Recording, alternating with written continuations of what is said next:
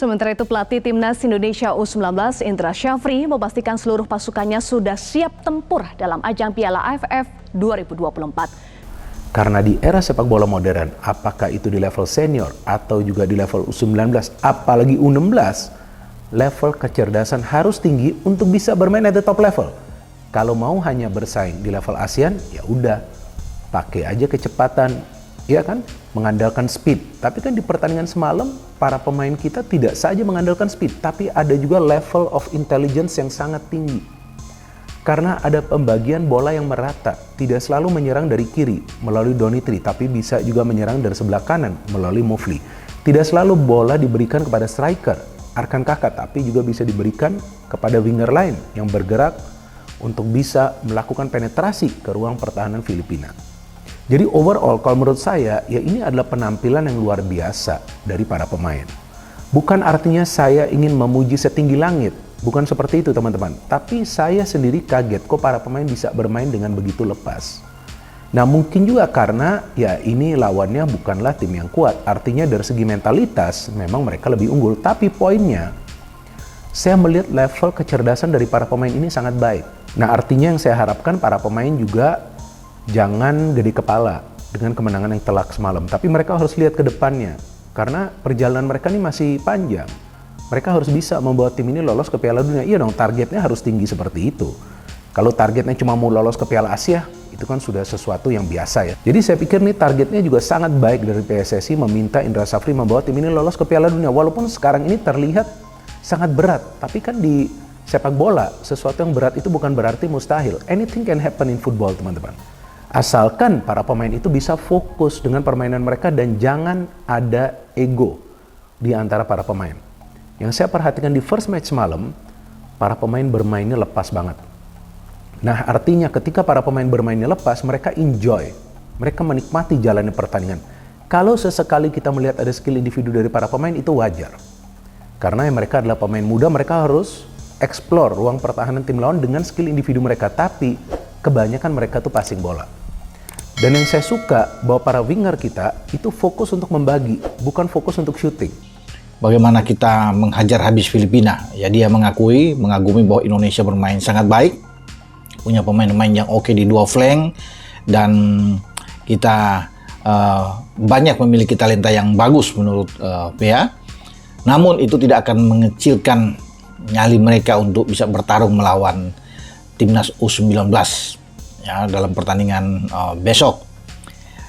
Mungkin saja ini hanya penyemangat kalau saya bisa melihat dari pelatih Kamboja. Boleh-boleh saja itu hak mereka untuk bisa mengatakan bahwa mereka siap untuk meladeni Timnas Indonesia dan bahkan ingin paling tidak menahan imbang kita. Namun bukan terlalu pagi untuk bisa mengatakan ini. Saya rasa ya melihat bagaimana penampilan juga Kamboja kemarin dalam pertandingan pertama sebelum Indonesia melawan Filipina dan mereka kalah melawan Timur Leste, saya pikir sulit bagi Kamboja untuk bisa mendapatkan poin melawan kita. Sepak bola memang selalu sulit untuk diprediksi, bisa saja ada hal-hal yang lain terjadi, ada kejutan-kejutan, termasuk Kamboja mungkin saja bisa melakukan hal yang sama. Tapi menurut saya, ya setelah melihat mereka bermain kemarin sulit. Terus yang terakhir di menit 87, akhirnya si Jens, gue selalu menunggu permainan dia, gue selalu menunggu kapan dia mencetak gol untuk timnas kita. Karena gue ngeliat effortnya dia, gue ngeliat dedikasinya dia, gue ngeliat semangatnya dia untuk Indonesia ini, untuk timnas Indonesia ini. Kayaknya dibanding sama pemain keturunan yang lain, dia yang paling antusias gitu. Kayaknya girang bener kalau misalkan kita bisa ketemu sama dia nih, kita bisa ngobrol sama dia, kayaknya dia mengungkapin tuh girang bener gitu bisa main di timnas Indonesia. Dan dia anak punya kualitas juga, jelas. Dia tingginya 188, larinya juga kenceng dan sekarang badannya nggak terlalu, kemarin kan sempat gemuk tapi sekarang badannya udah ideal deh. Dan selain golnya si Jens ini yang gue perhatikan itu assist dari si temennya, siapa namanya, Rizky kalau nggak salah. Ini membuktikan kalau timnas U19 memang rata-rata ya asuhan Indra Syafri ini memang rata-rata nggak egois gitu mainnya. Gue kemarin di pertandingan kemarin secara keseluruhan pun gue nggak ngelihat keegoisan daripada pemain. Dan ketika si Jens ini ngegolin, terlihat satu tim yang ngejar ke dia, satu tim yang ikut happy sama dia, dan ini terlihat banget kekompakan di tim ini. Sepak bola itu ngajarin kehidupan. Orang sibuk, euforia, rame-rame, terhipnotis dengan naturalisasi. Sebetulnya 16 kemarin kita ngelihat sebuah perjuangan di sana, sebuah heroik gitu loh. Kita harus bisa bedakan mana ikan hias, mana ikan petarung gitu loh. Okay. Ikan hias memang indah dilihat gitu loh, warnanya, geraknya dan sebagainya. Tapi belum tentu mereka siap untuk bertarung gitu. Untuk tim nasional kita butuh mereka yang sanggup bertarung. Dan kadang mereka yang sanggup bertarung itu dibesarkan dengan kondisi yang sulit. Sebelum lebih lanjut, jangan lupa klik tombol jempolnya, karena jempol kalian adalah bukti kalian cinta Timnas Indonesia.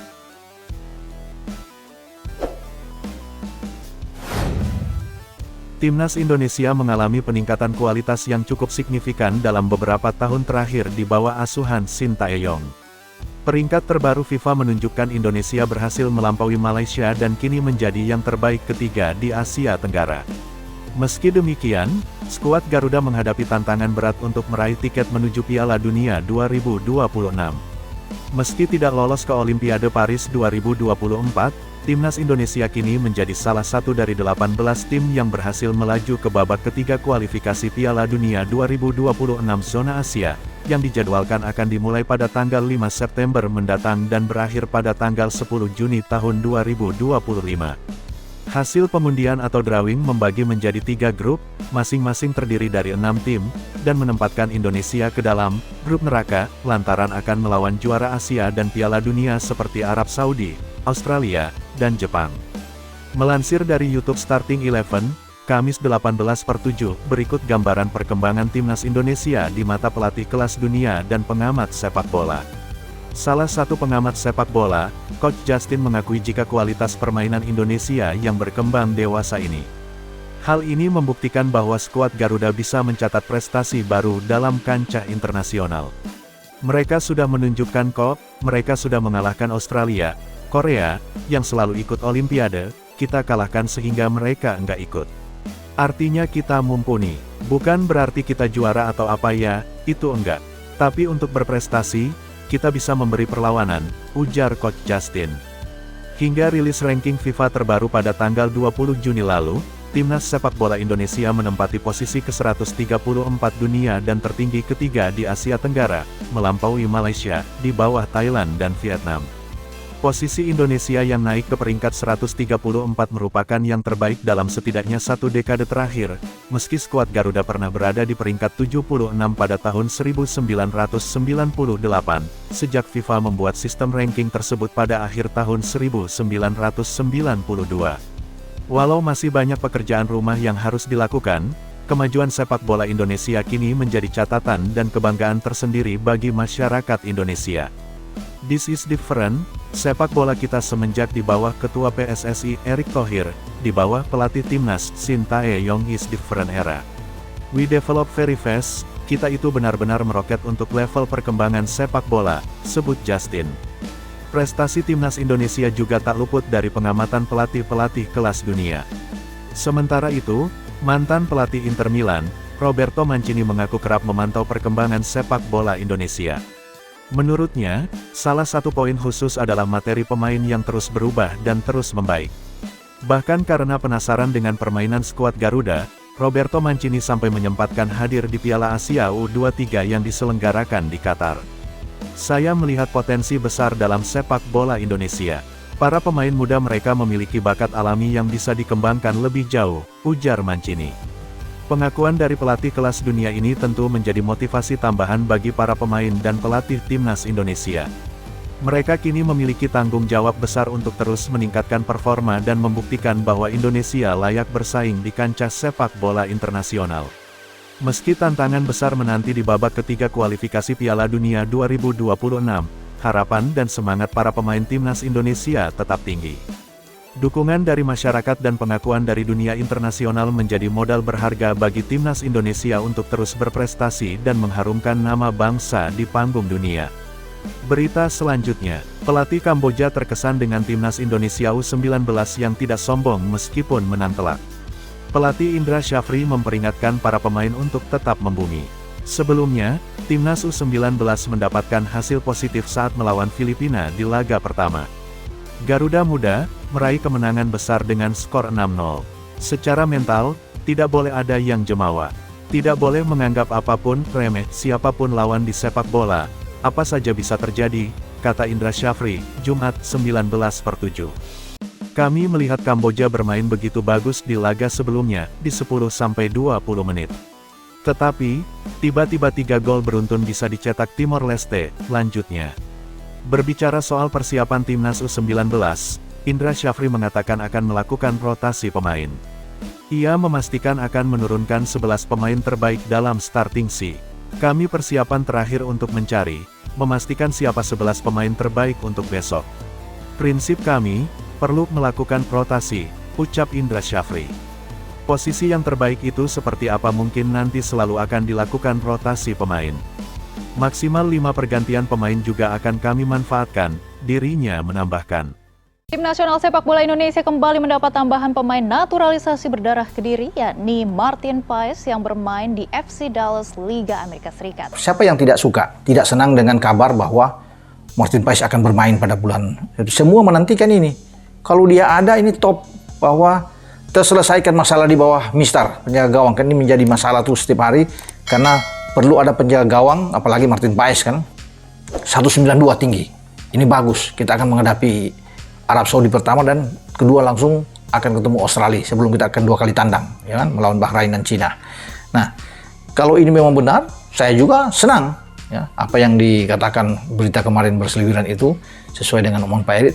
Nah, mungkin saja Pak Erik ini bisa mengatakan demikian. Semoga ketika ada perbincangan, ya mungkin ngobrol-ngobrol sejenak dengan Pak Menpora, Pak Erik berharap semoga ini bisa diupayakan di September, sehingga ketika ditanya oleh media, ya Pak Menpora, Pak Dito menjawab, ya ini mudah-mudahan bisa bermain, kata Pak Erik.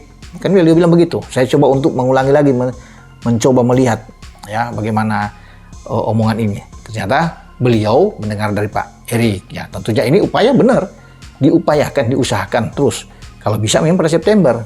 Dan pasti ini merupakan kabar gembira. Tapi untuk bisa memastikan itu saya perlu untuk konfirmasi langsung dengan beliau, sehingga ini teman-teman perlu mendapatkan keterangan jawaban yang pas. Jadi Pak Erik sudah jelas, saya bilang tadi kan, belum bisa, masih diupayakan, diusahakan terus, ya bertarung terus di sana, tapi diyakinkan dia bisa, diyakinkan, ya. Ini ada Martin Paes. Martin Paes ini agak mengagetkan gue ngelihatnya. Ini di TV One diwawancara Menpora kita Pak Dito. Diwawancara dia bilang, kemarin kata Pak Erik, September ini sudah bisa main. Gila, gue pas baca, waduh, gue bilang, ini gila juga nih kalau sampai Martin Paes September bisa main. Tapi kalimatnya seperti itu, dan video, bukan tulisan, jadi nggak bisa mengelak lagi. Dia bilang, mungkin nggak usah mikirin cas, nggak usah mikirin sidang, nggak usah mikirin apa-apa ya. Nggak tahu gimana caranya, gue percaya banget sama kesaktian PSSI yang sekarang.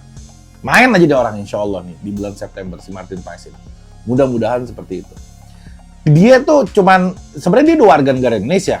Si Martin Paes udah orang Indonesia, seada-adanya udah orang Indonesia. Cuman masalah perpindahan federasi aja dari KNVB ke PSSI ini yang bikin dia nggak bisa main di timnas. Kalau ini dipindahin aja federasinya, selesai, dia bisa main. Cuman di situ permasalahannya. Ya mungkin nggak segampang itu dan nggak semurah itu kali. Tapi diusahakan, dan gue yakin banget kalau si PSSI dan timnya dan jajarannya ini bisa banget untuk menjalankan itu. Amin insya Allah. Dan menurut saya wajar timnas Indonesia bisa menang lawan Filipina. Ya kan teman-teman, karena kan Filipina bukan merupakan tim yang kuat di kawasan ASEAN. Apakah itu di level senior, U19, apalagi U16. Tapi luar biasanya timnas Indonesia bisa menang dengan skor yang telak, dengan berhasil mencetak 6 gol. Oleh karena itu, ya saya pikir gak ada salahnya juga kita mengapresiasi, ya kan teman-teman, jajaran pelatih, ada Indra Syafri dengan asistennya Bima Sakti dan juga pelatih-pelatih lainnya.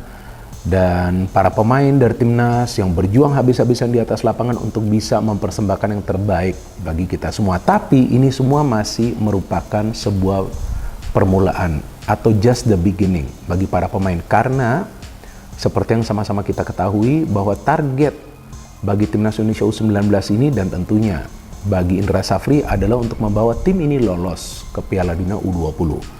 Tapi Piala AFF U19 ini juga sangat penting bagi para pemain untuk bisa menyatukan visi mereka di atas lapangan.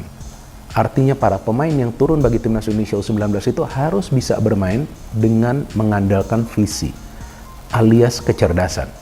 Kalau mainnya hanya mengandalkan kekuatan otot dan juga kecepatan, saya pikir tidak akan bisa lolos ke Piala Dunia. Kemahalan ongkosnya itu menurut Bung Toel. Iya, Tapi untuk meraih sesuatu yang mahal, memang perlu mahal, Tom. setuju. Cuma kalau dengan kemahalan yang sudah dikeluarkan masih ciut juga ya kemahalan kan. Jadi yang apa yang udah dicapai sekarang belum mahal itu. Belum seimbang, belum equal dengan kemahalan yang sudah dilakukan. Round 3-nya equal Round 3-nya dan equal. 3-nya equal. Nah. Tapi di round 3 harus berani dong. Jangan belum udah ciut itu. Makanya Ketua Umum Erick Thohir sampai harus memanaskan sejak sekarang kan. Hei kakak-kakaknya, balas sakit hati adiknya sampai segitunya gitu loh. Supaya tanggal 10 September bisa balas ke Australia, maksudnya kan begitu. Sebelum lebih lanjut, jangan lupa klik tombol jempolnya. Karena jempol kalian adalah bukti kalian cinta timnas Indonesia.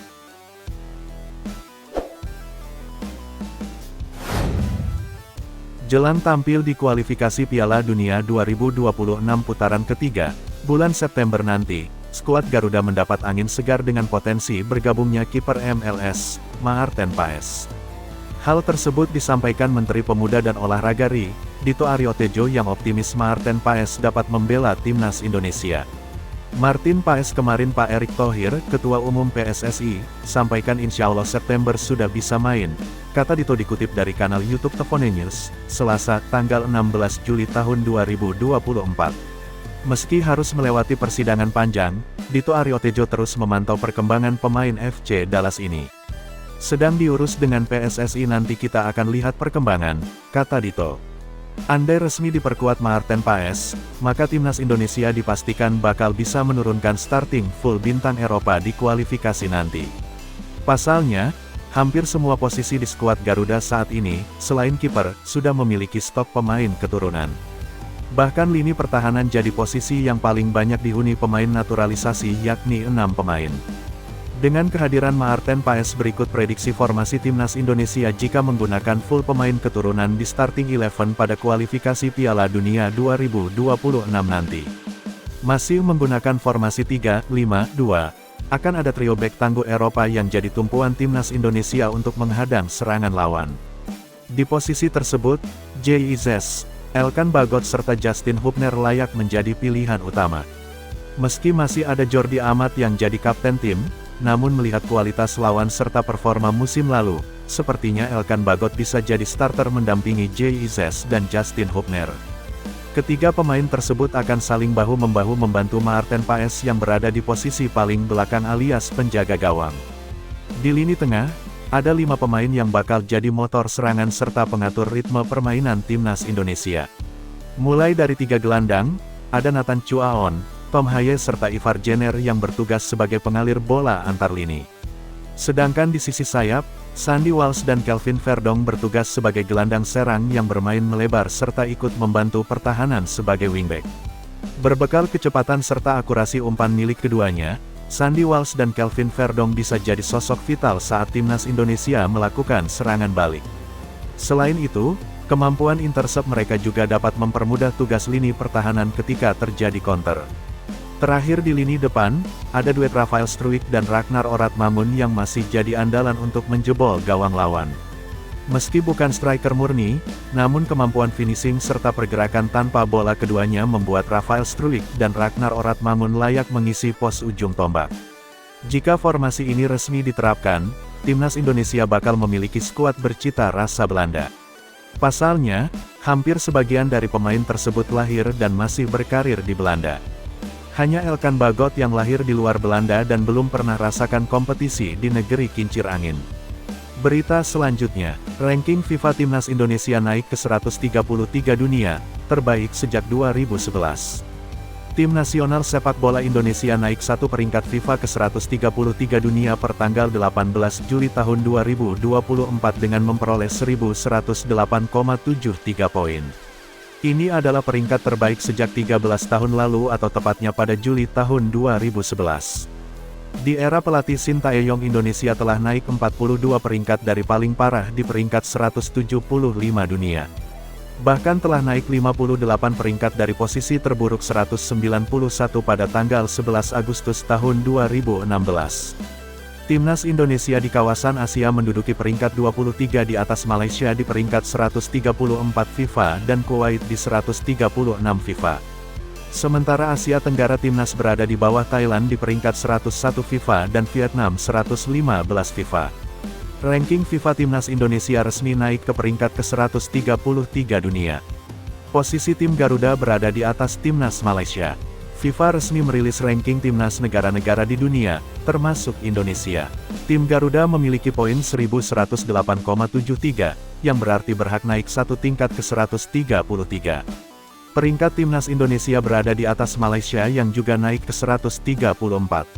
Namun, tim Garuda masih di bawah Thailand 101 dan Vietnam 115. Pencapaian Timnas Indonesia ini tak lepas dari peningkatan performa skuad Garuda di tangan pelatih Sintayong.